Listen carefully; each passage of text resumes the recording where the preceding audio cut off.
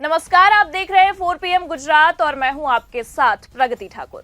हर वर्ष की तरह 2025 में भी गणतंत्र दिवस के अवसर पर पद्म पुरस्कारों की घोषणा हुई, जिसमें विभिन्न क्षेत्रों में अनुकरणीय योगदान देने वाली शख्सियत को अवार्ड देने की घोषणा की गई है और उनमें गुजरात के सुरेश भाई सोनी का भी नाम शामिल है, जो कि सहयोग कुष्ठ यज्ञ ट्रस्ट के संस्थापक हैं। वो बेसहारा लोगों को शरण देते हैं। पद्मश्री की घोषणा होने के बाद सुरेश भाई से मिलने और उन्हें बधाई देने के लिए लोग उनके घर पहुंच रहे हैं। सुरेश भाई खुद शारीरिक रूप से अभी अस्वस्थ हैं, लेकिन 1988 से वो लगातार असहाय लोगों की मदद कर रहे हैं। इस दौरान सुरेश भाई ने क्या कुछ कहा है, आपको सुनाते हैं। हमें बहुत बहुत खुशी है कि भारत सरकार ने हमको पद्मश्री के लिए पसंद किया गया। हमने यहाँ 1988 में काम शुरू किया था। अभी 1056 लोग यहाँ पूरे इंडिया से लोग 1956 से यहाँ काम शुरू हुआ है। उन लोगों के लिए हमें वो लोग भगवान मानते हैं। भारत सरकार से अवार्ड मिला है, इसके लिए हम भारत सरकार का बहुत बहुत शुक्रिया मानते हैं। अब आपको बता दें कि सुरेश भाई सोनी का फाउंडेशन कुष्ठ रोग के मरीजों को शरण देता है। उनकी इस निस्वार्थ सेवा में पत्नी भी सहयोग करती हैं। बताया जा रहा है कि ये संगठन 1000 से अधिक लोगों के जीवन को सकारात्मक रूप से प्रभावित कर रहा है।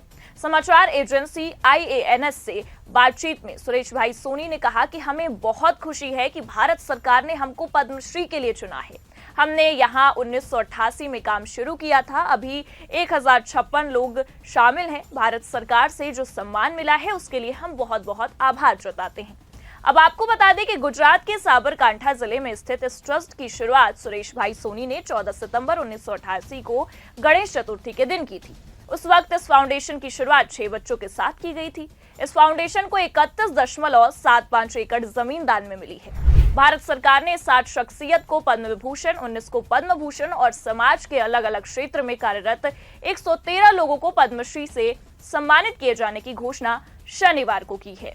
वहीं केंद्र की प्रधानमंत्री नरेंद्र मोदी की अगुवाई वाली सरकार ने साल 2025 के पद्म अवार्ड का ऐलान कर दिया है। इस साल कुल 139 लोगों को यह सम्मान मिलेगा। इनमें 7 पद्म विभूषण, 19 पद्म भूषण और 113 पद्मश्री भी शामिल हैं। ये पुरस्कार कला, समाज सेवा, सार्वजनिक जीवन, विज्ञान, उद्योग, चिकित्सा, साहित्य, शिक्षा, खेल और नागरिक सेवा जैसे कई क्षेत्रों में विशिष्ट योगदान के लिए दिए जाते हैं।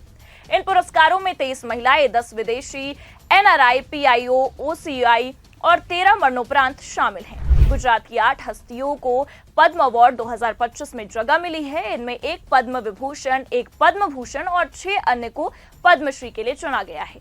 अब आपको बता दें कि गुजरात के जिन 8 हस्तियों को पद्म सम्मान मिले हैं, उनमें राज्य के प्रसिद्ध कथक डांसर और कोरियोग्राफर कुमुदनी लाखिया और राम मंदिर के शिल्पी चंद्रकांत सोमपुरा शामिल हैं। लाखिया इन दिनों काफी बीमार चल रही हैं। वे अपने जमाने की नामचीन नृत्यांगना रही हैं। लाखिया अहमदाबाद में रहती हैं। जॉयडस लाइफ साइंसेज के मालिक पंकज पटेल को भी सरकार ने पद्मश्री से सम्मानित किया है। वो पूर्व में फिक्की के प्रेसिडेंट भी रहे हैं। इसके अलावा सरकार ने गुजरात भाषा के श्रेष्ठ साहित्यकार रहे चंद्रकांत शेठ को भी मरणोपरांत पद्मश्री से सम्मानित करने का ऐलान किया है।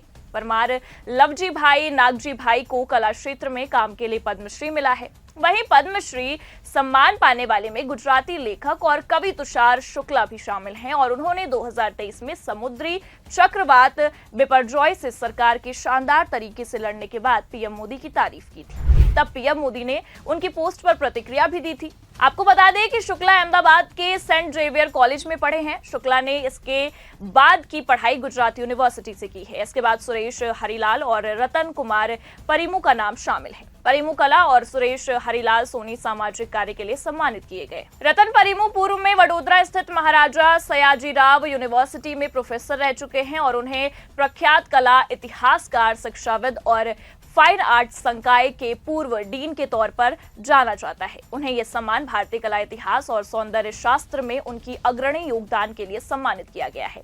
अजंता, एलोरा और मुगल चित्रकला जैसे शास्त्रीय भारतीय कला शैलियों पर उनके व्यापक शोध के लिए उन्हें जाना जाता है। बड़ौदा ग्रुप ऑफ आर्टिस्ट के सह-संस्थापक के रूप में प्रोफेसर परिमू ने उपनिवेशोत्तर युग में आधुनिक भारतीय कला को परिभाषित करने में महत्वपूर्ण भूमिका निभाई।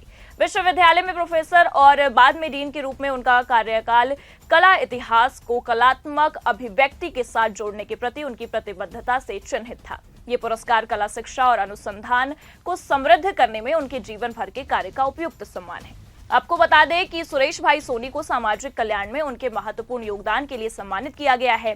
एमएसयू में गणित विभाग के पूर्व छात्र सोनी ने अपने करियर की शुरुआत पॉलिटेक्निक में गणित के शिक्षक के रूप में की थी, जहां उन्होंने गणित और शिक्षा के प्रति अपने जुनून से अनगिनत छात्रों को प्रेरित किया। बाद में उन्होंने अपना जीवन स्वास्थ्य सेवाओं में सुधार और वंचितों को सशक्त बनाने के लिए समर्पित कर दिया। वडोदरा और आसपास के क्षेत्रों में सोनी का प्रभावशाली कार्य उनके गहरे करुणा और सेवा की भावना को दर्शाता है, जो एमएसयू बड़ौदा की विचारधारा में गहराई से निहित है। स्वास्थ्य सेवा और सामुदायिक कल्याण में उनके प्रयासों ने अनगिनत जीवन बदले हैं और उन्हें ये प्रतिष्ठित सम्मान दिलाया है। फिलहाल के लिए इस खबर में इतना ही। ऐसी ही तमाम राजनीतिक खबरों के लिए देखते रहिए 4PM गुजरात। नमस्कार।